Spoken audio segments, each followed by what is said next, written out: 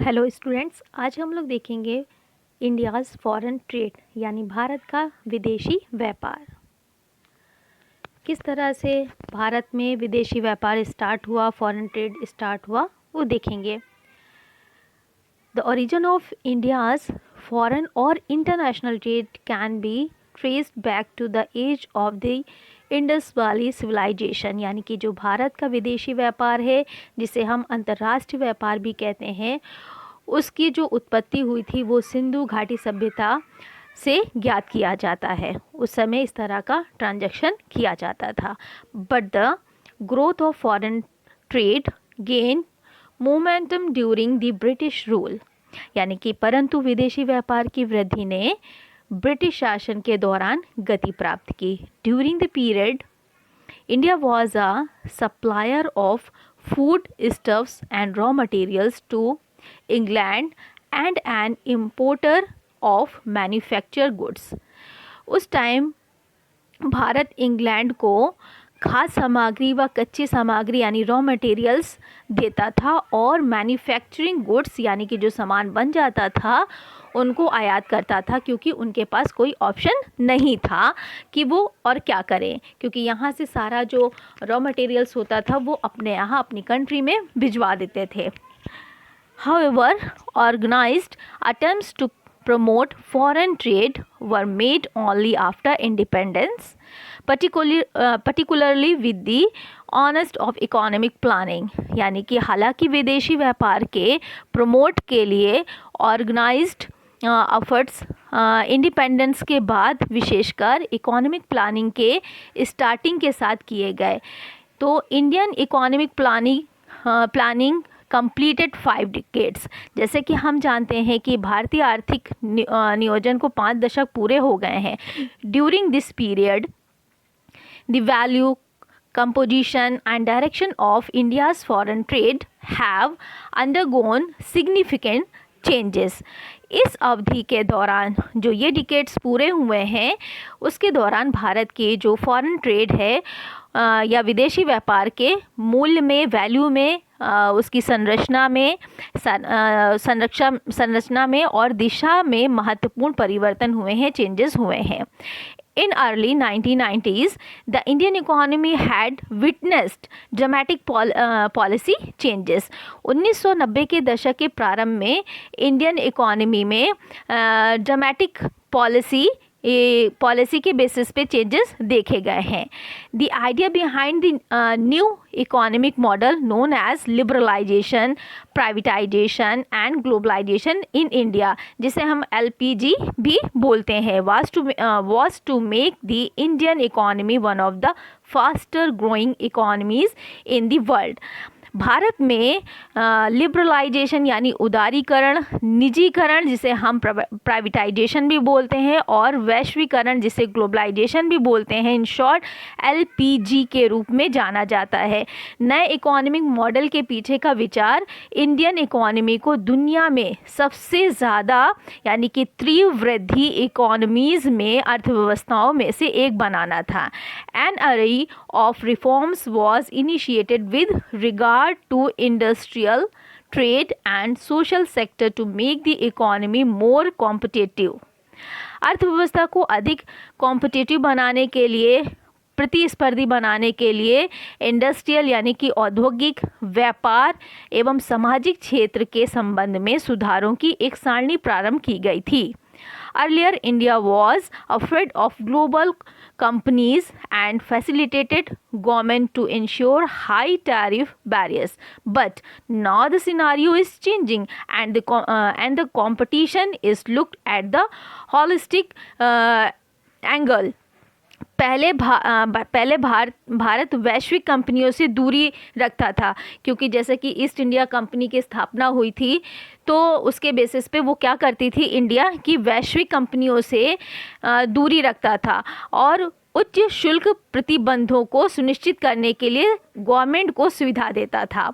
परंतु अब परिदृश्य में परिवर्तन हो चुका है, सिनेरियो में चेंजेस हो रहा है और प्रतियोगिता को यानी कि कंपटीशन को समग्र दृष्टिकोण पर देखा जाता है, हॉलिस्टिक एंगल से देखा जाता है।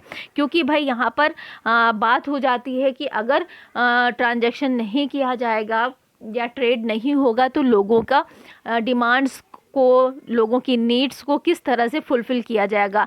जैसे कि हमने इससे पहले डिफरेंट थिंकर्स की, इकोनॉमिस्ट की थ्योरीज देखी थी कि व्यापार किसके बेसिस पर किया जाता है ना। तो ये रीज़न था कि व्यापार फिर से स्टार्ट कर दिया जाए, फिर से ट्रांजैक्शन स्टार्ट कर दिया जाए। Post 1991 after India face the worst economic crunch in terms of its forex reserve, यानी कि 1991 के बाद में भारत ने अपनी विदेशी मुद्रा भंडार, जिसे हम फॉरेक्स कहते हैं यानी फॉरेन एक्सचेंज रिजर्व कहते हैं, के कार्य में विकट आर्थिक परिस्थितियों का सामना किया था। तो foreign exchange crunch made India close to defaulting on loans, विदेशी मुद्रा क्रंच ने भारत को ऋणों पर चूक करने के करीब बना दिया था, काफ़ी लॉसेस में जाने लगा था। The response was a slow of domestic and external sector policy measures partially promoted by the immediate needs and partially by the demands of the multilateral organization. अब इसमें क्या किया गया, ये जो प्रक्रिया थी घरेलू और बाह्य क्षेत्र के नीतिगत उपायों का एक भाग थी, जो तत्कालिक आवश्यकताओं को एवं आंशिक रूप से पार्शली फॉर्म से भी बहुपक्षीय यानी मल्टीलेटरल ऑर्गेनाइजेशन की डिमांड से प्रेरित थी। It was none other than the finance minister doctor Manmohan Singh who gifted India with liberalization. ये कोई और नहीं था, डॉक्टर मनमोहन सिंह थे उनके टाइम पर ही जिन्होंने लिबरलाइजेशन यानी उदारीकरण के साथ भारत को उपहार दिया था। उनके टाइम पे ये स्टार्ट किया गया था लिबरलाइजेशन पॉलिसीज, है ना। तो the licence raj and the large number of trade barriers were intended to the done away with. तो लाइसेंस राज एवं अधिक संख्या में व्यापार प्रतिबंधों को दूर करने का उद्देश्य था। ओपनिंग अप द इकोनॉमी यानी कि to MNCs and foreign investors, MNCs means multinational companies and foreign investment यानी FDI को अपने यहाँ आकर्षित करना कि फॉरेन कंट्री से लोग आकर अपनी कंट्री में पैसा इन्वेस्ट करें, including the core and financial sector to private and foreign companies transform India into a land of opportunities. तो यहाँ पर निजी और विदेशी कंपनियों के लिए मुख्य एवं वित्त क्षेत्र सहित अर्थव्यवस्था जैसे कि मल्टीनेशनल कंपनीज यानी कि बहुराष्ट्रीय कंपनियों और विदेशी इन्वेस्टर्स के लिए, निवेशकों के लिए भारत को अवसरों के देश में परिवर्तित कर दिया गया था। यहाँ पर इन मल्टीनेशनल कंपनीज़ को आकर्षित किया गया, यहाँ पर FDI को आकर्षित किया गया कि पैसा यहाँ पर इन्वेस्ट हो और बहुत सारी इंडस्ट्रीज इस्टेब्लिश हो सकें। The industrial policy of 1991 drastically affected the growth of Indian business by making trade boundaries more permeable. तो 1991 की जो औद्योगिक नीति थी, इंडस्ट्रियल पॉलिसी थी, उसने व्यापार की सीमाओं को अधिक पारंगम बनाकर भारतीय व्यवसायों के विकास को अधिक प्रभावित किया, जिससे और कंट्रीज़ के बीच में अच्छे रिलेशन भी डेवलप हो सके। तो ये हमारा जो है फॉरेन ट्रेड था कि कैसे कैसे स्टार्टिंग हुई।